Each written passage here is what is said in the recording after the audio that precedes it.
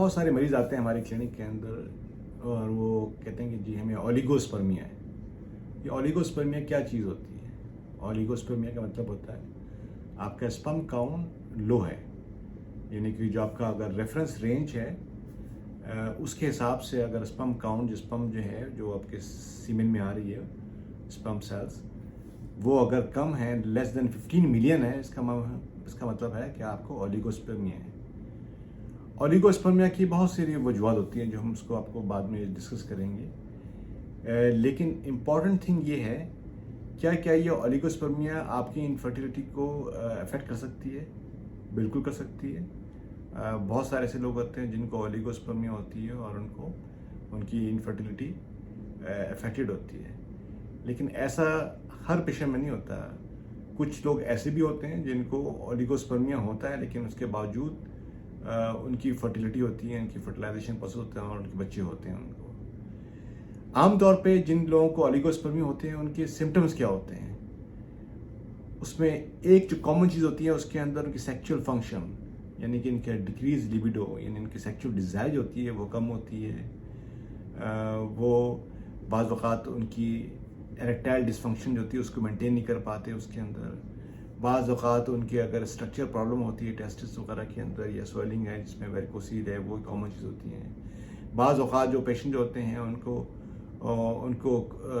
उनकी chromosomal problems होती हैं या उनकी जेनेटिक्स में प्रॉब्लम होती है उनके अंदर, उनको भी जो है उसमें उस तरह के पेशेंट जो होते हैं उनके मुंह पे बाल कम होते हैं या उनके जो साइंस होते हैं जो मर्दानगी वाले वो कम होते हैं।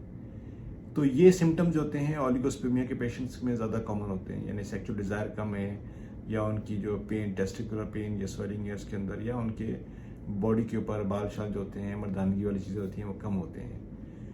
तो इसका मतलब यह है कि ओलिगोस्पर्मिया जो है इसका मतलब ये है कि low sperm count less than 15 million जो है वो ओलिगोस्पर्मिया कहलाई जाती हैं।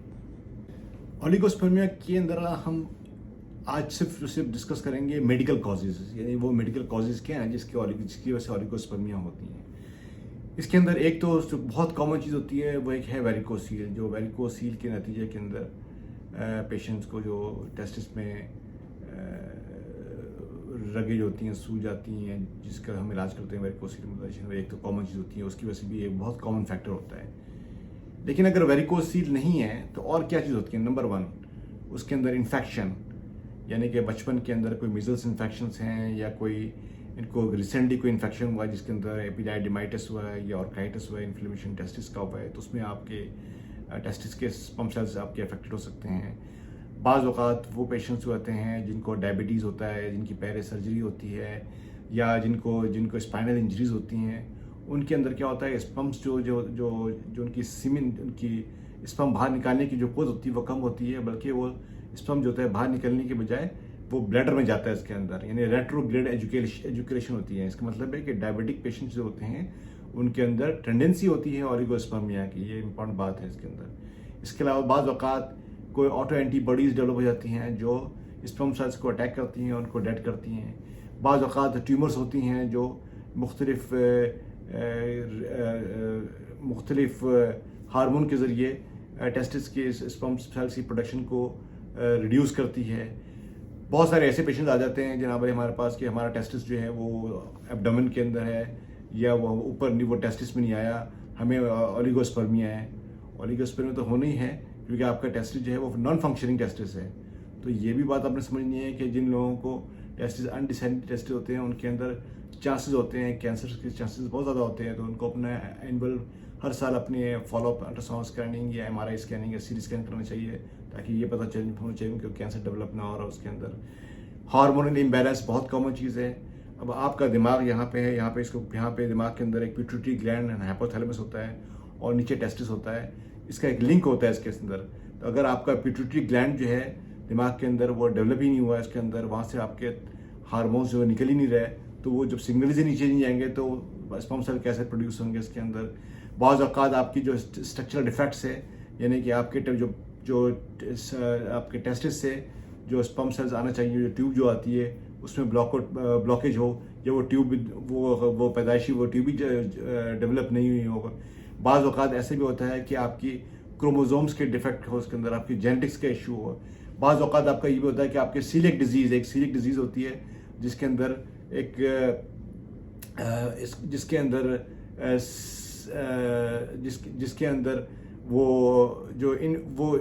सेल्स होते हैं वो मर जाते हैं सीलिएक डिजीज़ के अंदर, और पेशेंट जो होता है वो सेंसिटिव होता है ग्लूटेन फ्री डाइट के ऊपर। उसकी वजह से भी जो है आपको पेशेंट्स को इनफर्टिलिटी का इशू या ओलिगोस्पर्मिया होता है। बहुत सारी ऐसी मेडिकेशन होती हैं, नारकोटिक मेडिकेशन होते हैं, जैसे ये कोकीन्स वगैरह लेते हैं, उसकी वजह से जो है उनको ओलिगोस्पर्मिया होता है इसके अंदर। या कोई ऐसी सर्जरी जिसके अंदर वो पेल्विस में सर्जरी की जाती है या टेस्टिकुलर एरिया में सर्जरी की जाती है, उसकी वजह से आपको जो है वो आपकी अगर कोई आर्टरी कट जाए या कोई और इशू हो जाए तो उसकी सर्जरीज की कॉम्प्लिकेशंस के नतीजे में आपके ओलिगोस्पर्मिया हो सकती हैं। तो ये वो तमाम वजूहत हैं जिसके